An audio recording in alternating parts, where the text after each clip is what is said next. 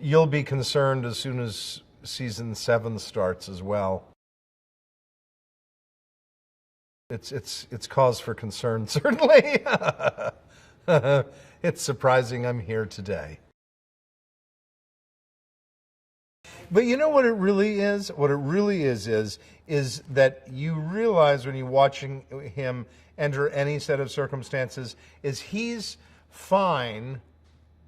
He's okay if it doesn't end up okay. He really is, he's okay with that. He's prepared for that. If it's not going to end up, you know, if everything's going to go south, he's prepared and, you know, I mean, he'd be a fool not to be expecting it.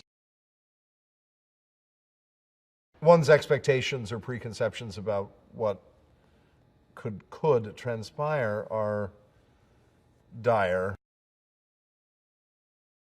The season ended last year in crisis, and the season opens this year in some ways even worse crisis. And you're never quite sure on our show what your firm footing is, or if there is any firm footing. Hopefully, we allow the viewers to sometimes get comfortable enough just to sort of take a breath, but that if they're invested in the show like our audience has been very dedicatedly, that they know already that if they become comfortable in thinking they know what they know, that can turn out to be a grave error in judgment. When we started the show, the landscape and the geography for the show in terms of its story, in terms of how things would unfold, was very, very broad. And there was the circuitous route were big sweeping curves, and those have tightened, and things have become more restricted and constricted, and so the stakes are different. The lovely thing for me about the show is that within that tightness and that feeling of that feeling of tension, Reddington is still at his pace, and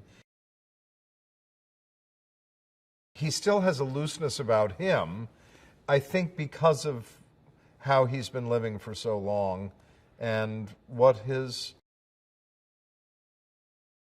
preconceptions or expectations are for his life, which are nil.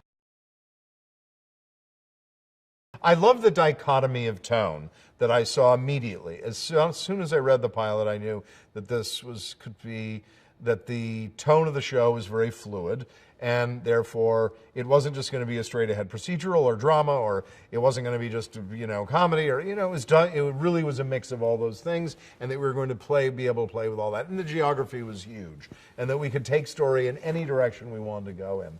And, you know, by the way, you know, no matter what, you can take the show in any direction you want to go in. I mean, you really can. With the premise that we have in this show, you can go in really any direction you care to.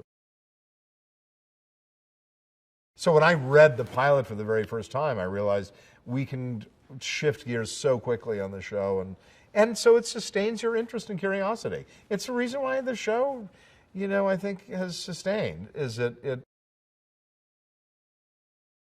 you can live with it for a long time.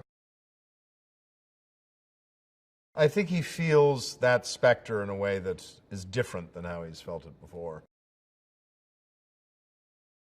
And maybe because of the fact that he's responsible to others now and he feels beholden to others, that maybe he feels it more acutely. Or it's more difficult to deny, really.